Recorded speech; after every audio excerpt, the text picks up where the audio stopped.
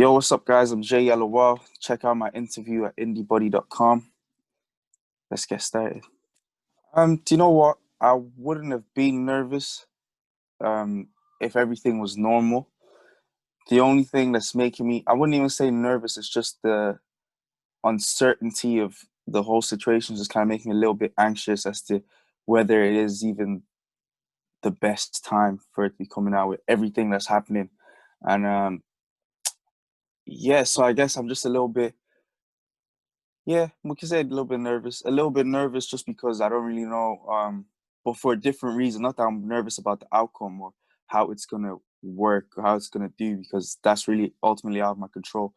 It's more so I'm a bit. It just feels a bit with everything that I've seen happen in the world. You know, the stuff going on in Nigeria, which is where I'm from as well, and everything. It just feels a bit selfish releasing or promoting music right now when there's so much stuff that needs awareness to be around, and it just really, it plays with your head a little bit. But ultimately I try and focus on the idea that if my music goes really if my music grows, so does my voice and so does my ability to speak and on all these things. So that's kind of what I'm focusing on and trying to rationalize it. Maybe I'm delusional, who knows? I guess we'll see. Yeah, for sure. I think the start the starting track was literally the beginning of my thought process for the whole album, and just it was more so my foresight from last year into this year of just feeling like, you know, music is this is all I have now. I need to really identify my why for doing the music, and you know, the circumstance I'm gonna be releasing music under in 2020, and what am I actually doing it for? A was the main thing, which was finding my purpose. I had to identify that purpose. So, and also I just quit my job and given everything to it. So, and I was still feeling like I didn't. Yeah, I know I love music. I love to make music. It's something I'm good at, but I still didn't. I wasn't sure of my why. It wasn't that strong for me, but yet I just given everything to. I'd quit my job. I'd finished college. So I had to really go through that period of soul searching and find out what that immediate purpose was. And that was why I say in the track, when I had to make a living, it left me empty because my vision wasn't 2020, because of what I was, I wasn't clear of why I was doing what I was doing. I just was following my gut. But then luckily, as the album progresses then, and as time progressed in real time, I've identified my purpose for making music, my immediate purpose, and even for making the album as well. So yeah, I think naturally I'm a soft spoken person anyway, and it would even be unnatural for me to go into a booth and act out of character and be overly aggressive and hype and everything. So I think that's what actually translates through my music, just who I am, as how I am as a person. Um, my style of rap came from so many different influences, from people I looked up to in music, not just rap. So if you look at the likes of Fela Kuti and Damian Marley, they definitely influenced my content or what I wanted to speak about, what I wanted to rap about in my music. And in the likes of, say, say like Rakim, you know, Talib Kweli, all these people, Kanye West, Jay-Z, these people I've taken influence and drawn inspiration from them, like from their albums, their bodies of work, from just listening to them, from being a music fan first and foremost. And for everyone starting out, when you're starting to learn how to rap, first of all, you're emulating, which is more actually imitating the people that you're listening to. You're trying to rap like them, and eventually you develop your own style within that, you know, mix and fusion of different artists. Myself and my producer Chris Cabs were very hands-on with the creative process. And I think one thing that we made a conscious effort of, which is good that you mentioned it, that means it's working. We made a conscious effort of not letting the music overshadow my lyrics, but but as a complementary element of the song, if you get what I'm saying. So we yeah, we're really like most of the production is us sitting together in a room for 8, 9, 10 hours and just trying to find the best way to drive the emotion out of the track and highlight what I'm saying in the music and just complement the lyrics as well. So yeah, very very hands on. But I'm glad that you noticed that because that is definitely something that we try to do. It's a bit of both because I think at the core of creating any sort of art, it's self-expression, and that helps you. That's therapeutic in itself. But I think for me, making music and the themes that I explore in my music, there a lot of it can be social commentary, as in me from an like just from being an observer in the world, but a lot of the time it's actually me talking about my experience with these themes and my relationship with these concepts, and through that then I always try write in a way that would for it to be allow for it to be dissected, but also for the listener to kind of think and try and understand their relationship with those concepts through mine by being so vulnerable and talking about saying hypocrite, where I'm saying I'm a hypocrite, just I'm a hypocrite as much as anyone else. At the start it can seem like I'm just talking about calling out everyone else's hypocrisy, but I'm exactly like that. This is me talking about myself. And then hopefully that vulnerability and that me coming to terms with that myself will allow other people to be vulnerable as well and identify what areas of their lives you know they can be hypocritical, for instance, or yeah, like you say, impatience, and see what kind of life skills they learned from college or whatever, because I personally didn't learn didn't learn that many real life skills. But yeah, I feel like you're either reading my mind or I've spoken to you a completely different day, and you were incognito, and I just told you all my plans and everything.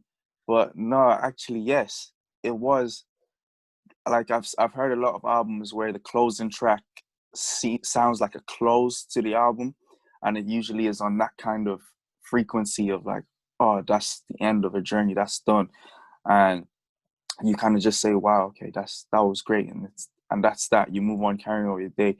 But I figured that if I ended the album on that with that sort of track, that's kind of high energy, and it makes people want to a go back to the start of the track. It will give the album more replay value, and I want people to listen to the album multiple times and get new things, and hear something new each time they listen. So I definitely didn't want there to be like a closing track where it just feels like, oh wow, okay, that's done now, never have to refer to that again. So yeah, that was actually the idea behind that. Fair play to you. Yeah, that was actually from a rehearsal. We were rehearsing for my headline show in Whelan's last year in October. And with my band, we had done so much together to that point, and it felt like everything we had done the whole festival circuit. We had done all these one-off shows, and it felt like everything we had done was just leading up to that moment. And we only had one rehearsal for that show, funny enough, so we had to make it count. And it was just the most exciting rehearsal. We had done it like probably 2 days before the show. It was so much fun. Everyone was so excited because yeah, we had performed all these festivals and all these shows, but it felt like this was the first time that it was the first time every single person in the audience was there to see JyellowL, and that just excited us, that prospect. So we recorded the whole thing, like well, mainly because we wanted to not forget our arrangements because we only had one rehearsal, but we recorded the whole thing anyway. And I was listening back to a lot of things, and I just heard Chris saying, like after we did Life Right Now, which is the song in the outro, um, Chris goes, "That's it, it's done," and and that was the last track. That was the last thing we did in rehearsal, and I just thought that was pretty it said so much more to me than just than what the moment was itself. So, and obviously Chris was the executive producer, and I wanted him to kind of have the last say on the album as well. But I didn't want it to be like, I didn't want to give him like his own outro or interlude where he's just talking. I wanted it to be natural and organic. So I just took that and attached it to the song. And I thought it was, even the way it was Life Right Now, it kind of just made a lot of sense because the track Life Right Now is about, it was actually the song that made people start calling me like socially conscious or whatever. And yeah, so I just wanted that. It just all made sense. It all made sense. And that's why we put it there. It was fun. Nice little moment. Yeah, for sure. I write music every day and every spare moment that I have. So, because I'm trying to, you know, attain mastery of my craft as well. So, put in my 10,000 hours and whatnot. But yeah, so sometimes it works in a very weird way. Sometimes you just have like a lyric off the top of your head. You're like, no, I have to write that down. Or I could be asleep. Like my sleeps always get interrupted because I'm always just thinking of something, and then I'm like, nah, if I fall asleep properly and I don't wake up right now, I'm never gonna be able to remember this lyric, and it's gonna be horrible. I'm gonna hate myself for it. So I wake up and then I barely get any sleep because of it. But yeah, sometimes you just have, or sometimes you're freestyling and then you just come up with a clever lyric, or you hear a punchline before you even say it, just because of the line you said before it. And that's actually how that Bono line came into, yeah, just because I wanted to make my point, but then I also didn't want to just make my point in a boring way of like, you can be successful too, you know what I mean? Do your thing. Yeah, so I wanted to try and make it a bit interesting for the listeners as well. And yeah, that's kind of what happened. Thank you for listening so thoroughly. I really appreciate this. For It was one defining moment. I was always making music on the low and keeping it to myself. Um, my older brother even used to take me to studios. We'd record tracks and nothing would ever happen to those tracks because I just didn't have the confidence to release and to let everyone know I was doing it. But then I was in sixth year, many moons ago, I was in sixth year, and my friend, we just had a little thing in the like little like playground banter of people being like, "Oh yeah, I can rap," and everyone rapping, and I was still so shy. I didn't want anyone to know I could rap. And then they were going, and I saw how everyone was reacting to these people who were like, just I thought personally weren't that great. And I was like, whoa, wait, hold on. If this is what is going for like good, right? These days, I should be phenomenal. So I was like, nah, do you know what? I can rap actually. And then I spat a quick 16 bars there, and then everyone went crazy. And then one of my friends, he took the extra mile because he then made sure like after school, he made sure first of all, he reminded me, like, no, listen, you need to do something with that, like with your talent, what you have. It's like, it's not one of those things where you just let it go or it just becomes like a hobby or whatever. You need to pursue it. And then I was like, yeah, yeah, yeah, cool, cool, cool. And then he messaged me again that evening. He was like, no, listen, I'm not joking. Well, you have to do something with it. Like, let's book a studio session, make a song, and just, release it and just take it from there. We don't have to think about it too much and rah, rah, rah. And I was like, oh, I actually have some music recorded I could play for you if you want. And I emailed him and he was like, man, listen, if you have 10 tracks like this, I would buy an album for anything north of €10. And at that point, the businessman in me was like, if I can get 1,000 people like him, I could be rich. So you know what? Maybe this is my career path.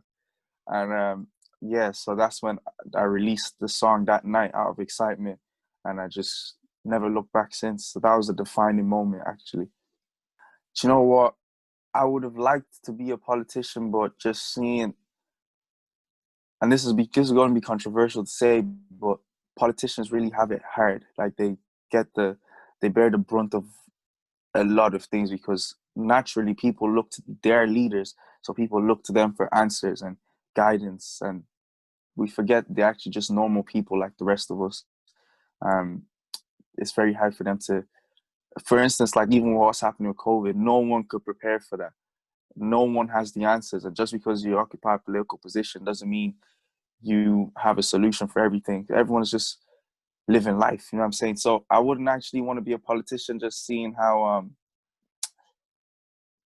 everything, like, it's just, especially over the past couple of months, how everything has happened. And I've seen a lot of them, like, first it was Leo catching all the stick, and then it was now it's Mihal catching all the stick, and no matter who is there is going to catch so much stick because we need a scapegoat, and people need a scapegoat. The people, like, and if you do something great, you're a hero. If you're not handling the situation, if you're not pleasing the people, appeasing the people, you're the villain. So you can't win, really.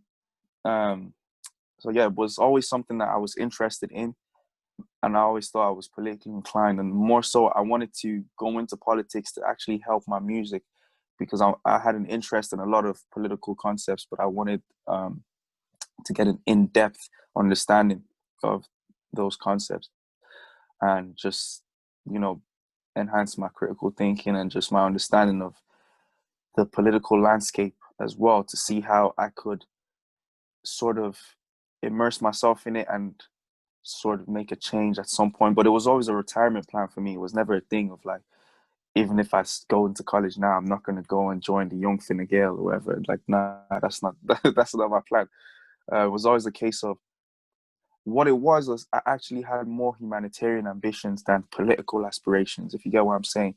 Like, I've never seen myself running for office or being like, you know, a TD, or like on some Barack Obama vibe, talking about hope. There is hope. The change will come and all this kind. Nah, that's never been me. I've just always wanted to help people and do it in a way that it would be meaningful, measurable, but not as intense as running for a political office. If you get what I'm saying, yeah.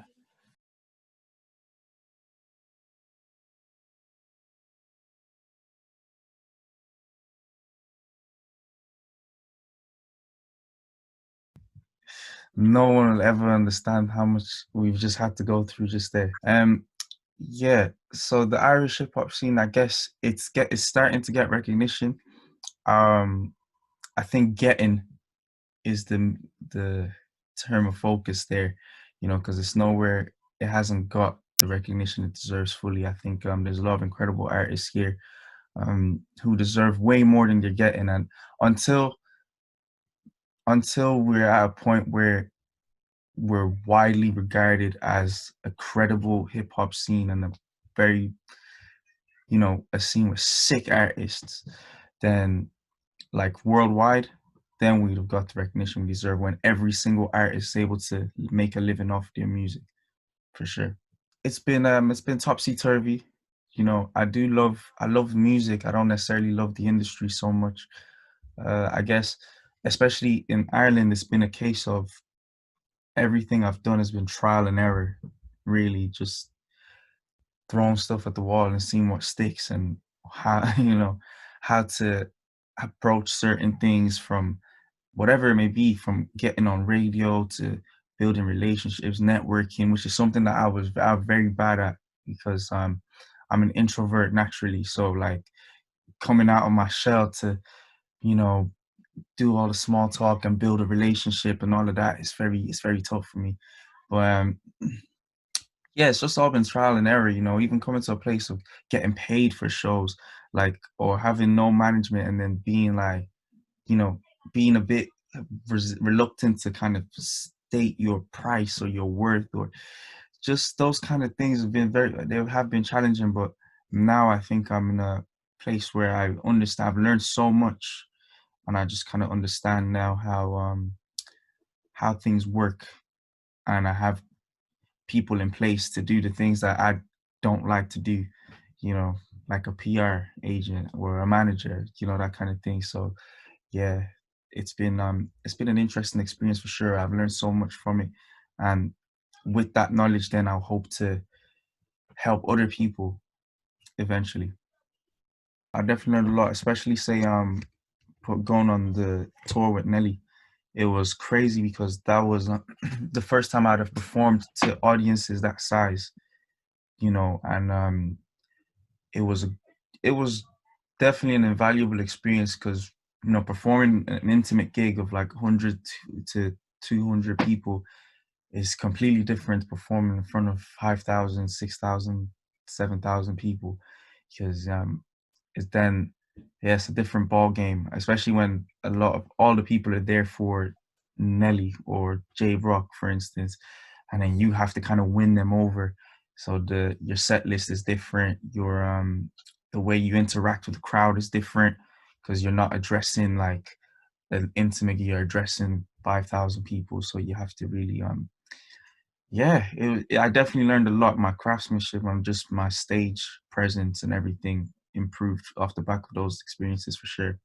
So much, so much. Like it hurts even just thinking about it. Like there's so much that's meant to be happening, especially past just past festival season. Was it was crazy missing out on that. But even 2 days before the lockdown, or 2 days after the lockdown was announced, we're meant to go on European tour with Nelly around Norway, Belgium, Holland, and all of that. And I was really looking forward to that. I was looking forward to that so much, but it fell apart, fell through. But you know what?